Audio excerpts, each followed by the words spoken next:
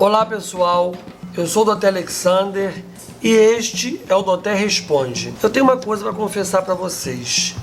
Esse é um dos quadros que eu mais gosto de fazer porque ele me proporciona ter um contato direto com vocês que são seguidores aqui do canal. Para mim é uma honra poder sanar as dúvidas de vocês de acordo com aquilo que eu prego e acredito. Eu peço a vocês que continuem mandando perguntas aqui nos comentários de todos os vídeos do canal, porque a sua dúvida pode ser a de muitas outras pessoas. E assim criaremos uma rede de ajuda, aonde eu vou respondendo, e isso vai enriquecer com certeza a religião. Lá no vídeo de Ebel 1, programa 39, o Rafael pergunta: bom dia. Eu li em vários livros e já ouvi da boca de vários babalorixás que as religiões de origem africana não pregam a reencarnação. Bom, como eu costumo dizer, as terras iorubás são vastas e cada região ou família tem as suas tradições.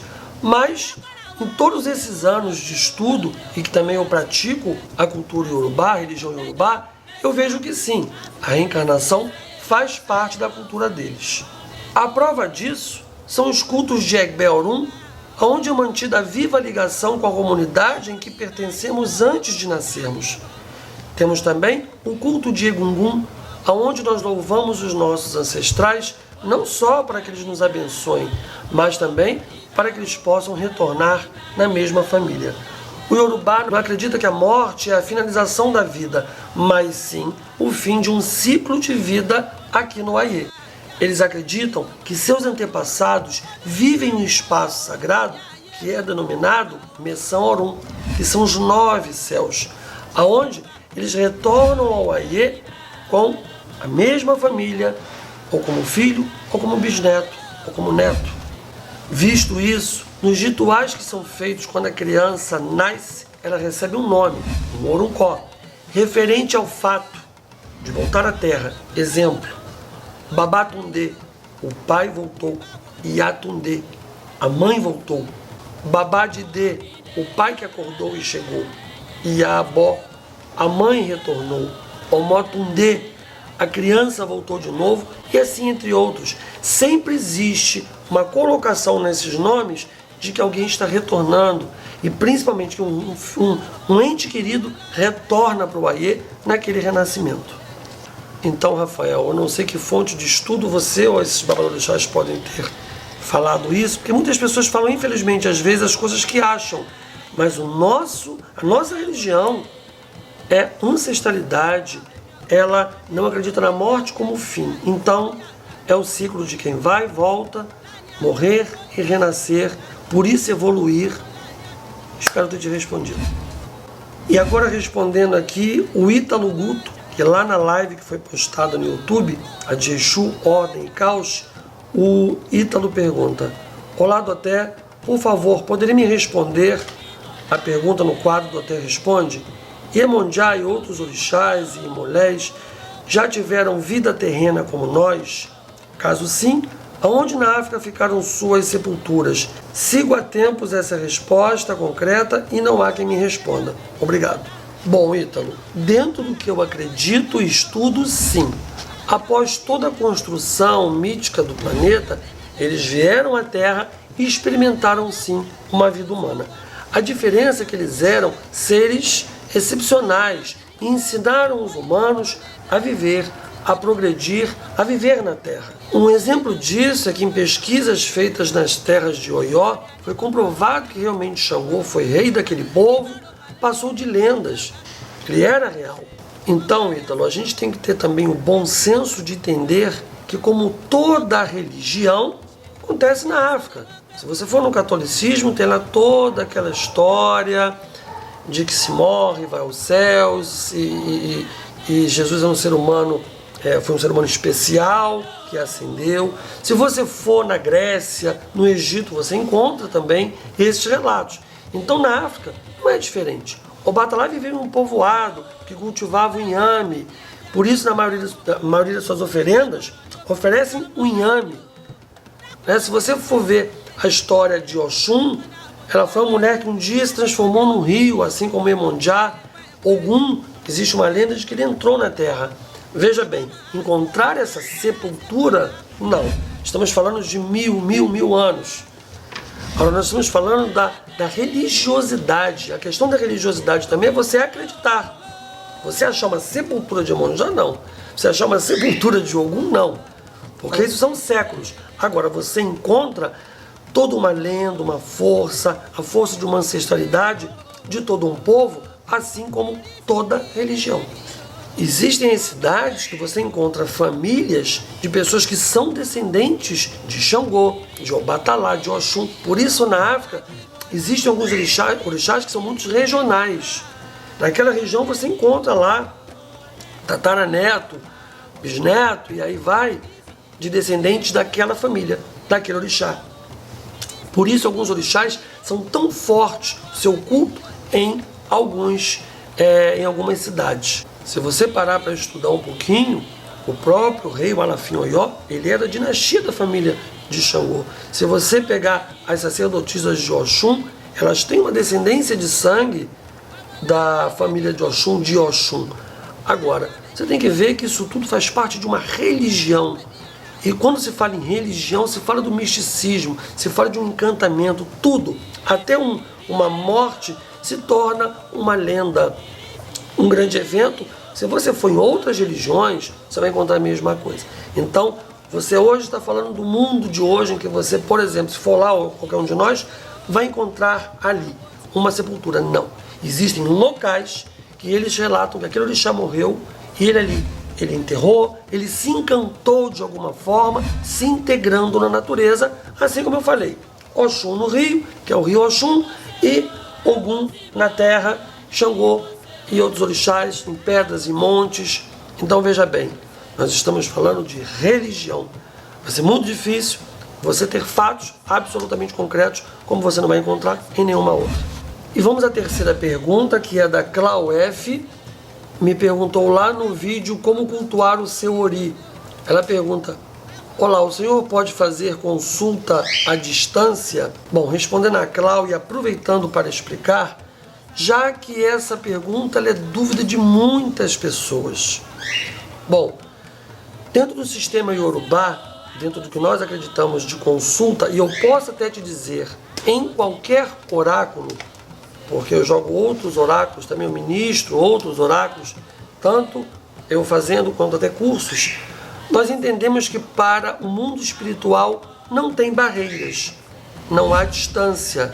Então, Cláudio, quando eu me conecto à sua intenção, existem vários fatores, pequenos fatores que são os fios que vão ligando a energia de uma pessoa a outra. Falando do jogo de Búzios, Eren de Logum, que é o que eu faço dentro da consulta do culto de orixá, quando você paga a consulta, você já cria um vínculo energético.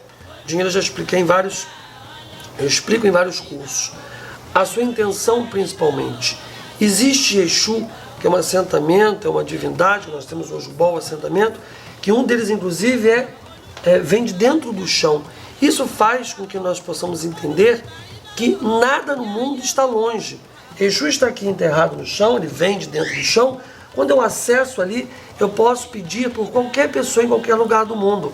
Assim funciona a oração na igreja, assim funciona uma reza, assim como funciona também as negatividades. Eu vou dar um exemplo aqui, muito fácil, que eu falo isso para as pessoas e eu consigo sanar o problema. Por que a consulta à distância não pode ser feita quando o inimigo, por exemplo, que destruiu uma pessoa, ele faz um trabalho maléfico para matar uma pessoa, acabar com uma família, e isso não pega? E isso não destrói? A gente vê muitos casos aí. Ele não chamou a pessoa, vem na minha casa lá que eu vou te destruir, vamos tomar um café, eu te destruo ali, faço trabalho com você, preciso pegar um pedacinho da sua roupa, preciso do seu sangue, sua saliva, num pano, não. Ele vai lá, simplesmente faz o trabalho, invoca as forças e conecta com você, seja em qual religião, qualquer energia for. Esse conceito é da unidade dentro do sistema mundo. E nós temos as divindades que nos fazem mais ainda ter essa conexão. Como eu falei aqui, Exu e algumas outras que quem entende sabe que compõem o oráculo do Eren de Logum, que é o jogo de Búzios. O que é complexo é que nós vemos até hoje pessoas que não estudam. Eu vejo aí ainda hoje, infelizmente, sacerdotes do culto de orixá que não estudam, porque se eles são de orixá e o orixá oculto vem da África, nós sabemos que o Babalaô joga para pessoas do mundo todo, como eu atendo pessoas do mundo todo, em diversos países, enfim. Eu vejo pessoas que não estudam e falam mal disso. Não, eu não cometo esta marmotagem na minha casa e de jogo à distância.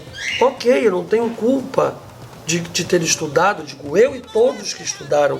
Não temos culpa que ele não estudou, não temos culpa que ele quer viver num sistema arcaico que nem funciona e limita a casa dele a ajudar mais pessoas. E é onde eu pergunto, o cliente chega queimado na sua casa, então você não desqueima, porque ele foi queimado à distância. Então é só a gente não precisa estudar tanto, basta a gente usar a cabeça, o nosso bom senso e a inteligência. Tenha certeza que um trabalho feito à distância, emitindo para você coisas boas, né, que é o que o Ebó faz, livrando de coisas ruins, eu, Alexander, já vi pessoas saírem do CTI, pessoas conseguirem emprego que não estavam trabalhando há muitos anos, enfim. Basta olhar um pouquinho a minha vida, o que eu faço aí nas redes sociais, tem muito depoimento ali de cliente em várias redes sociais, não sou eu, centenas, milhares de sacerdotes maravilhosos que estudam. É por isso que eu digo, a cultura, o conhecimento e o estudo é que fazem um sacerdote trabalhar muito bem. É óbvio, se eu faço um trabalho presencial, ele é feito de uma forma, à distância, ele tem um mecanismo um pouco diferente, ao qual isso é ensinado através dos seus mais velhos, dos seus mestres e do seu sacerdote. Infeliz daquele que não tem o conhecimento, não busca e não consegue ajudar mais pessoas. Feliz daquele que atende pessoas no mundo todo, não só eu, quero deixar bem claro, milhares de pais de santo, sacerdotes, babalaôs e ajudam muita gente. Então, não só respondendo você, mas é bom desmistificar um pouquinho essa minoria que fala às vezes muita besteira do trabalho dos outros e não sabe quanta coisa boa, quanta maravilha nós fazemos de dentro da nossa casa sem precisar sair. Assim, toda vez eu vou dar esse exemplo, que ele é o melhor. Uma pessoa roga uma praga na outra distância e destrói a vida da outra, só mandando aquela energia, mandando aquela coisa ruim. Por que o ruim vai chegar e vai destruir e o bem não chega? Isso só na cabeça, infelizmente, do ignorante. Mais uma pergunta aqui do Décio Cavalcante. Ele me pergunta num Doté Responde, que eu já tinha gravado. Doté, parabéns pelo programa. Gostaria de saber se uma pessoa necessariamente tem que ter um orixá masculino e um feminino, ou pode ter 2 masculinos e 2 femininos. Desde já agradeço, forte abraço. Obrigado, Décio, pelas palavras aqui, que bom que você gosta. Bom, as pessoas confundem muito aqui no Brasil o sistema do orixá, o orixá da cabeça da pessoa, misturando com o catolicismo, onde as bases são pai e mãe. Dentro do Yorubá, dentro da religião dos orixás, isso não existe. Você não necessariamente que ter um orixá masculino como pai e mãe. Nós não temos o conceito de pai e mãe. O orixá, como o nome já diz, orixá, ele é o guardião da cabeça, o guardião da sua vida, aquele que te ajuda na vida. Por isso, em muitas famílias iorubás, nós podemos nos iniciar, como é o meu caso, em várias divindades, sermos raspados, enfim, para várias divindades. Ué, doutor, então você não tem só Oxóssi, só Oxum, só Oiá? Não. Durante a vida, o ser humano ele tem necessidades que vão mudando a cada tempo, mudando com a evolução da vida. E ele vai precisando ter mais forças, mais poderes. Poderes que eu quero dizer, quando você se inicia para um orixá, aquela força vem para dentro de você. Por isso que nós falamos, você se inicia para os orixás, você é aquele orixá também na terra com a sua força. Por isso devemos salientar sempre o melhor daquele orixá. Então a gente sai do conceito pai e mãe, ou seja, Ogum com Oxum, meu pai e minha mãe. Não. Você pode ter sim uma iniciação para Oxum e uma para Iemonjá. Você pode ter uma iniciação para Xangô e uma para Ogum. Isso nós fugimos do pai e da mãe. Porque, em regra, se é pai e mãe, na vida ninguém nasce de 2 pais e ninguém nasce de 2 mães. Então, temos que sair desse quadrado quando queremos entender o culto de orixá. Na África, quem determina o seu orixá Olori é um Odu que vem no jogo, seja de Búzios, seja do Opeleifá, seja do Iquim. ou através de uma iniciação de Ifá, Ifá fala, por exemplo, para você prosperar na vida, se inicie para Oxóssi. Então você se inicia para Oxóssi, você raspa para Oxóssi, e aquela divindade te ajuda a progredir, porque você passa a ter a força daquele orixá. No caso Oxóssi, astúcia, destreza, força de vontade para conquistar, enfim, tudo que Oxóssi faz. Então, temos que sair do conceito pai e mãe que foi criado no candomblé. Não estou criticando, estou dizendo que não funciona assim. Por isso, você pode sim ter 2 orixás masculinos ou 2 femininos. Se você pensar em pai e mãe, não tem como. Então, à medida que a gente vai estudando, é o que eu falo sempre, estudar, procurar pessoas realmente com sabedoria, não escutar aquele que canta, que o galo também cantou, ele está só repetindo. Não, não é o papagaio, é o galo, tá bom? Onde ele vai cantar aquilo que foi ensinado para ele. Você vai sempre ter um mestre para você poder reproduzir o que você realmente aprendeu. E aprendeu em uma fonte segura. E respondendo aqui mais uma pergunta, lá no programa Homens Podem Cultuar e a Mim, que foi onde o Doté responde também, o Diego Santos pergunta, boa tarde, Doté. Uma pessoa iniciada no culto ao orixá no Brasil, candomblé, se ela fosse consultar com um sacerdote na África, a iniciação irá ser constatada no Éden de Logum do sacerdote africano? Grato, Diego S. Santos. Bom, Diego, vamos lá. Sacerdote nenhum africano olha o candomblé, o culto no Brasil, como nada diferente do que ele faz. O que eu quero dizer com isso? Apesar de existir uma diferença grande da ritualística da iniciação na Nigéria e do Brasil, quando mesmo no Brasil você é iniciado por uma pessoa idônea, aí existem vários fatores que vão levar o que eu vou falar. Uma pessoa idônea que foi realmente iniciada, porque uma iniciação você tem que passar todas as ritualísticas e o principal, feitas por quem passou, entende para fazer. Iniciar por orixá não é ir lá, raspar a cabeça, porque isso qualquer barbeiro faz, cabeleireiro. Matar bicho, qualquer açougueiro faz. Pintar a pessoa, qualquer criança pinta, faz bolinha de qualquer que seja a cor. Então veja bem, nós estamos falando de ritual de orixá. O importante é o ministrante conseguir ter a força e despertar na outra pessoa, o que vai ser iniciado, raspado, aquela divindade. E isso não acontece feito por qualquer pessoa. É um tema polêmico, mas eu tenho que responder aqui aquilo que me perguntam. Então, veja bem, existem pessoas que mesmo no candomblé vão em outra casa, a gente vê muitos por aí, no jogo não consta a iniciação. São pessoas que passam por iniciação sem rituais de profundidade, sem rituais com a mágica do orixá, não aconteceu. Isso é bem complicado de falar aqui. Eu, como sou uma pessoa de credibilidade, estudioso, estou tendo como botar a cara para te responder, vamos dizer assim, mas isso é complexo, porque pode parecer, mas então uma pessoa pode dizer que a outra não é feita? Isso aí é uma falta de respeito. Estamos falando de sacerdotes sérios. O meu sacerdote não condenou, por exemplo, as minhas iniciações no candomblé. O meu sacerdote não condenou meu sacerdócio. Agora, eu já vi sacerdotes condenarem até a iniciação feita por africano, que não era iniciado. Nós sabemos que existem pessoas de má fé, que não têm e passam axé. Se ela não tem, ela não passa, o outro não tem. É simples assim.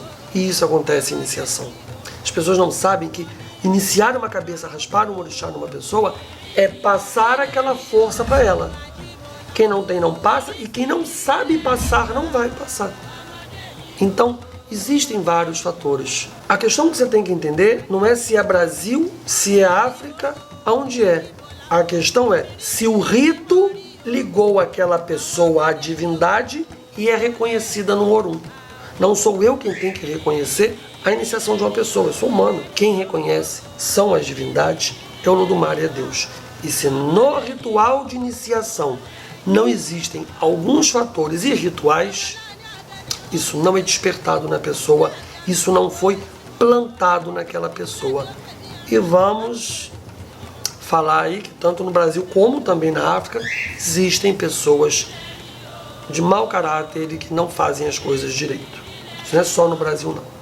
Então, desde quando você vem de um rito correto, e correto eu estou falando de vários fatores. Você é reconhecido em qualquer lugar. Por quê? Porque você é reconhecido lá no Orum. Bom, pessoal, esse foi mais um Doté Responde. Eu sou o Doté Alexander, Aoi Faxopé. Espero ter ajudado a vocês a entender um pouquinho mais o que é a religião. Lembrando que aqui eu respondo mediante ao que eu estudo, as minhas vivências com os meus sacerdotes, com as minhas vivências de muitos anos também, que fui do Candomblé, hoje sou da religião tradicional iorubá e ainda estudando muito. E nós temos que ver uma coisa. Antes de eu falar alguma coisa, eu pesquiso de uma forma que eu não seja, que não coloque a meu entendimento somente. Eu coloco o que um todo comunga dentro da religião. Se você gostou desse programa, vai aqui embaixo, dá um like, aciona lá o sininho para você ser avisado a cada programa novo e compartilhe nas redes sociais. Beijo, tchau. Ela gosta da tua voz, pode ver quando fica você falando, ela não tá falando. Porque eu digo piar também, igual ela, Simba. Porque você não vinha arrastando o pé. Não, eu tô sentado aqui assim só porque eu tô chamando o Nanã pra terra, tô de roxo. Vai, despede. Agora, posso pegar o liquidificador? Deixa eu só acabar, falta um minuto, Simba, pera aí rapidinho. Antes de você entrar e sair, eu vou ter que parar. Sim. E não esquece, se você gostou desse programa, vai aqui embaixo. Então, se você... Pega a câmera mostrar. Quer botar ela aqui no meu ombro, não? Pega ela. Pera aí. Se você gostou desse programa, vai aqui embaixo. Então, desejo a todos sorte e axé.